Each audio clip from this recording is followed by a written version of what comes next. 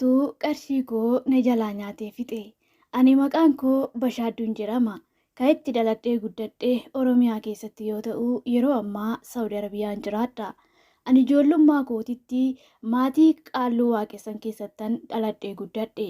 Maatii koo gidduutti qaalluudhaaf yeroo hundumaa qalmatu qalama. Ji'aa gara ji'aatti ayyaana yookaan waaqeffannaadha jedhanii hoolaa bitanii dhiiga qe'ee keessa ni racca'u ture. Yoo kanan goone ayyaanichi sun ijoollee keenya guutummatti isin jalaaf fixaa jedhee nutti dhaadata. Waggaa waggaatti immoo sangoota baay'eetuyyuu firoota fi olloota waamanii qalanii dhiiga qe'ee keessa erga racca'aniin booda dalagni yookaan waaqeffannaan amantii kanaaf ta'uu hundumtuu ni dhiyaata. Akkasittiin maatiin koo siqii keessa turani. Anis dhaladhee umuriin koo mana barumsatiif yeroon galutti akkuma nama tokko itti maatiin koo mana barumsaa na galchinaan baay'ee na dhukkube. Yeroon gara manaatti deebi'ee mana jiraadhu naaf fayya. Garuu mana barumsaa yoo naqee wanti ta'esaa na ukkaamsee baay'ee na dhukkuba. Kanumarraan kan ka'e guyyaa gaaf tokko sagantaa qabatanii akka amantii kanaa'itti dalaguu yookaan waaqeffachuudhaan waa'ee koo naaf kadhatanii. Yeroo kanatti ayyaanni abbaa koorraan goree ishiin kan kootii anatu guddifate waan ta'eef mana kana keessaa qe'ee kana keessaa baatee du'aatu kara keessatti ol deebi'aa mana barumsas akka hin ergine jedhee ayyaanni kun hin dubbate. Yeroo kanatti baay'ee naaree baay'een boo'e. Ani garuu barumsa baay'ee nan jaaladhuu fi dhiisuu hin dandeenye. Yeroo mana barumsaa dhaqetti na ukkaamsee baay'ee lubbuu koo waan dararuu fi baatanii gara manaatti ol deebisu. Torbee tokkoon booda fayyee torbee dhuftummoo mana barumsaa itti nan deebi'ee hoon jedhee mooraa mana barumsaa keessa yoon ga'ee dhukkubni koo akkuma barame natti deebi'a. Kanarraan kan ka'e barumsa koo kutaa 5 ga'ee nan dhaabe. Yeroo hiriyoonni koo mana barumsaa deeman isaan laalee yeroo hundumaa nan bu'aa nan hinaafaan ture. Garuu mana barumsaa deemee barachuu hin dandeenye waan ta'eef ol deebi'ee manatti hafe. Osuman akkasitti jiru umuriin koo yeroo gaa'ilaaf ga'utti dargaggoonni yookaan dhiironni maatii kootti jaarsummaa ni ergu. Yeroo kana ayyaanni abbaa koorra jiru isheen kan kooti waan ta'eef qe'ee kanaa deemuu hin qabdu hin ta'u jedhanii hin dhoowwu. Kanarraan kan ka'e maatiin koo na kennanii na heerumsiisuu hin dandeenye. Anis akka nama tokkootti baradhee akka hiriyoota koo hin taane yookaaniif immoo heerumee mana hin qabaanne maaloodha waansaa jedhee yeroo baay'ee gaafii natti uuma.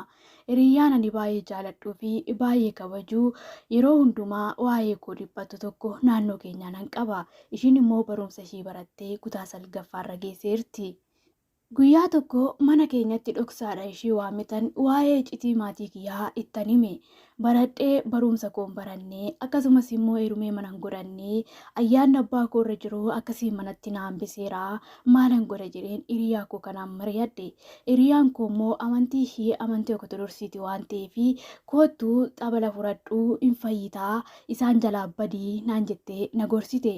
Anis guyyaa gaaf kaanii maatii koo dhokadheen ishii biraa deemee mana isaanitti xabalaan dhiqadhee garaattis nan dhuge. Erga yeroo saniitii dhokadhee mana hiriyaa koo kanaa nan deema. Kanumarraan kan ka'e iccitii maatii koo gidduu jiruu fi jireenya koorra jiru haati hiriyaa kootittis ni dhageesse. Yeroo kana baay'ee naaf gadditee baay'ee naa mararamte.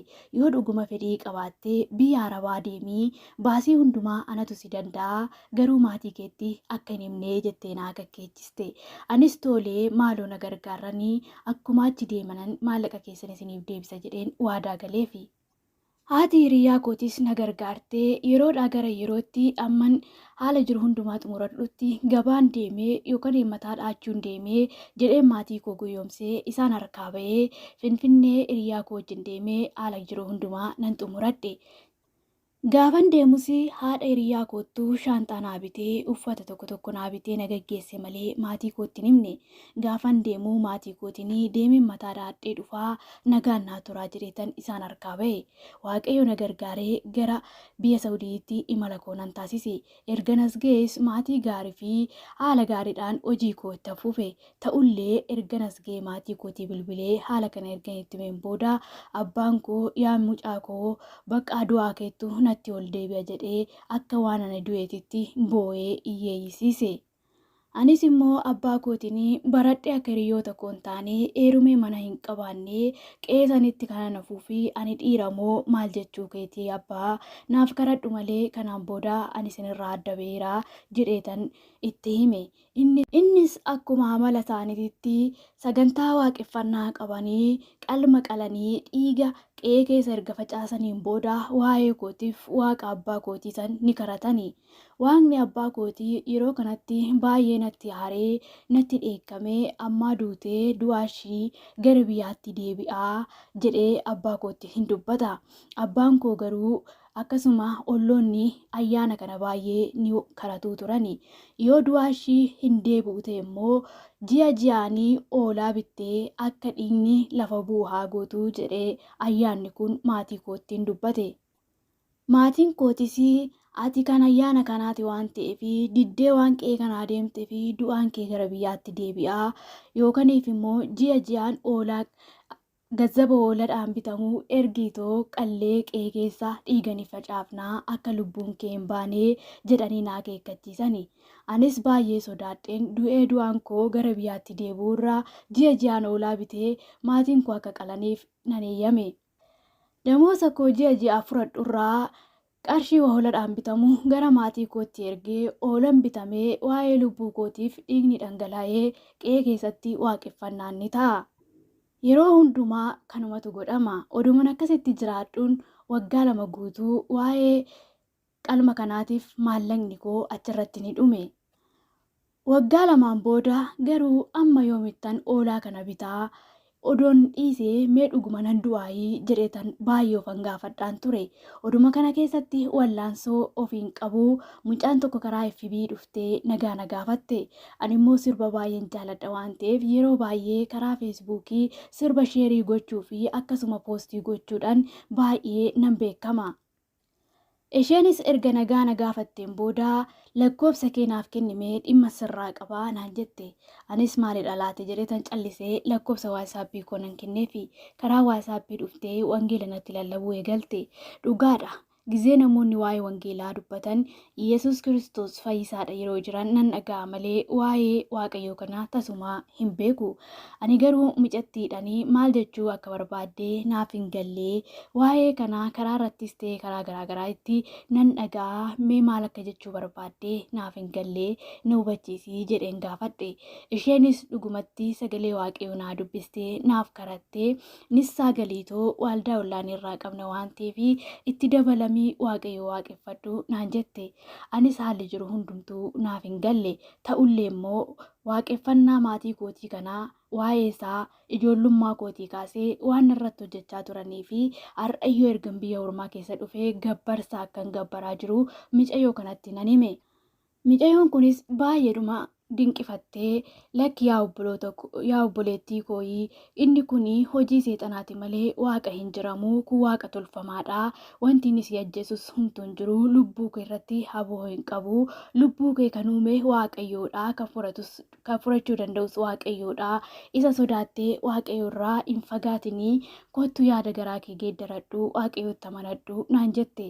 Anis mee qo'ikaa nan laalaa dhugumatti yoon du'uu baadhee waaqayyoo kanatti nan amanadhaa. Ani akkuma waaqa maatii kootii waan inni narraa barbaadu hundumaa nan kaffalaa jedheetan obboleettii kanatti nan dubbadhe. Obboleettiin kunis lakkii tola si fayyisaa tola si jiraachisa malee gatiin ati waaqaaf kaffaltu tokkollee homtuu hin jiru jettee naaf deebiste. Ergaa akkasuma immoo inni gatii osoo narraa hin barbaadin fayyaa ittiin eegu kun immoo waaqa akkamiitii jedhee baay'ee narraa jeffadhe. Guyyaa sanii kaasee obboleettii kana wajjiniin haasa'uu nan eegale.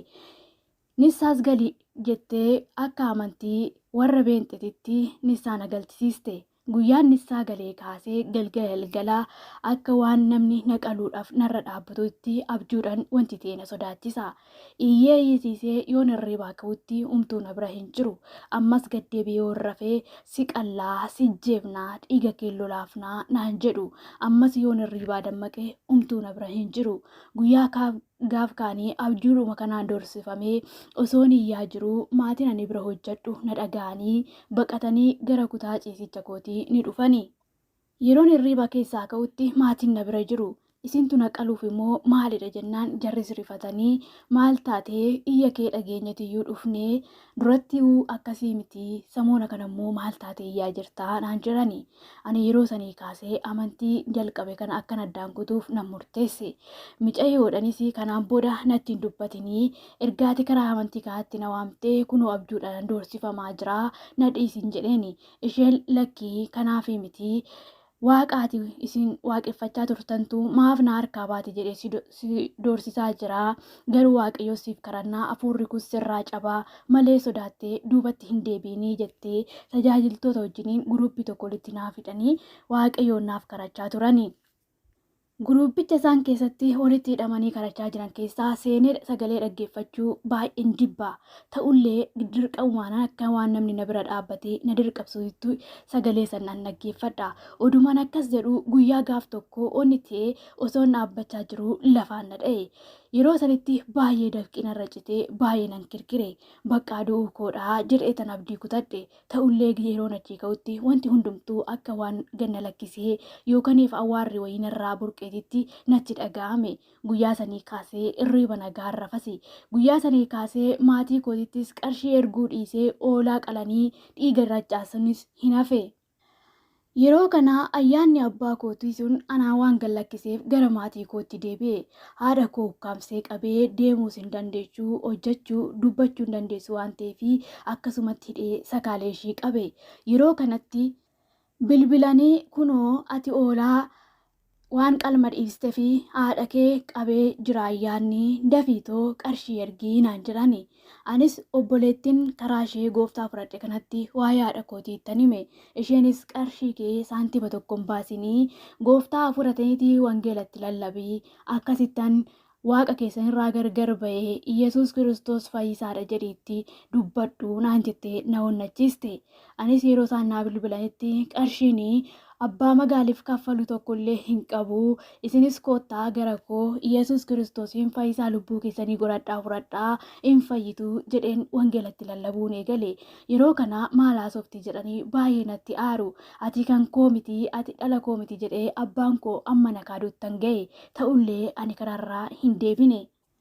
Waaqayyoos na gargaaree obboleessi koo inni narratti dhalate ani waaqayyoottan amanadhaa akkamitti deemanii amanatu jedhee na gaafate.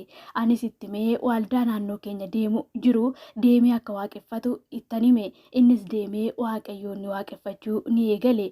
Yeroo kanatti abbaa kootis haadha kootis ayyaanni sun wallatteechetuma manatti hambise. Haati kootis deemuus dubbachuus hin dandeessu. Akkasuma abbaan koo deemuus dubbachuus hin danda'u.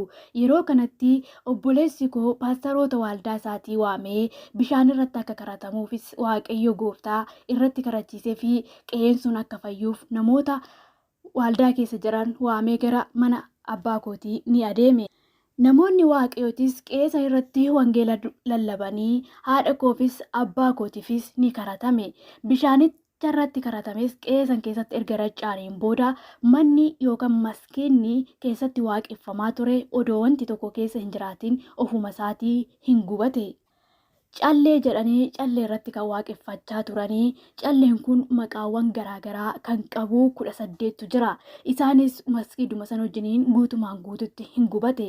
Boofti yookaan jawween baay'ee guddaa ta'e tokkos achi keessaa bahee gara bosonaatti odoo qajeeluu namoonnis ni arganii jedhanii natti himani. Yeroo kanatti baay'een gammade. Yeroo sanii kaasee qe'een keenyas qe'ee nagaa ta'ee haati koo abbaan kootis nagaa argatanii Iyesuus Kiristoosiin fayyisaa lubbuu isaanii godhatanii hidhaa seexanaa jalaa ni ba'anii. Erga kun ta'ee reefu waggaa sadaffaadha. Waaqayyoon akkasittiin anas fayyisee maatii kootis fayyise. Maarree maatii koo qofaa miti. Hiriyaan koo ijoollummaatti wal jaalannuu fi wal kabajnu karaa kanaa kan naaf saaqxe ishiin irree jalqaba Ortodoksii kan turte guutummaa maatii ishiitirree amantii Ortodoksii keessa kan turanii waa'ee koo kanaa fi waa'ee maatii koo kanaa erga baranii erga dhaga'anii isaanis raawwatanii Iyesuus Kiristoosiin fayyisaa lubbuu isaanii godhatanii fudhatanii jiru. Waaqayyo akkasittiin na gargaaree hafuurri abbaa magaal waggaa 2 guutuu dafqa koo nyaachaa tururree garuu narratti humna hin qabne raawwatee ana biraas maatii koo biraas hafeera. Amma gammachuu guddaa keessan jira. Waaqayyoon naa galateeffadhaa. Akkasuma obboloonni maatiin keessan waaqa tolfamaa waaqeffatan adaraa keessan Iyesuus Kiristoos malee waaqni tokkollee hin jiru. Kanaaf karaan dhugaan jireenyi Iyesuusidha. Iyesuusin malee eenyullee jireenya argachuu hin danda'u. Iyesuus tamanaa nagaan isa bira jira, jireenya isa bira jira. Akka waaqa tolfamaa sanitti Iyesuus gubboo tokko hin barbaadu. Tola isaatiin nu jaalatee araarri isaa ayyaanni isaa hundumtuu tola isiniin jechuun jaaladhaa. Yaa obboloota koo namni sagalee koo kana dhaggeeffachaa jirtan hundumti keessanuu Waaqayyoon naa galateeffadhaa isiniin jechuun jaaladhaa. Turtii gaarii.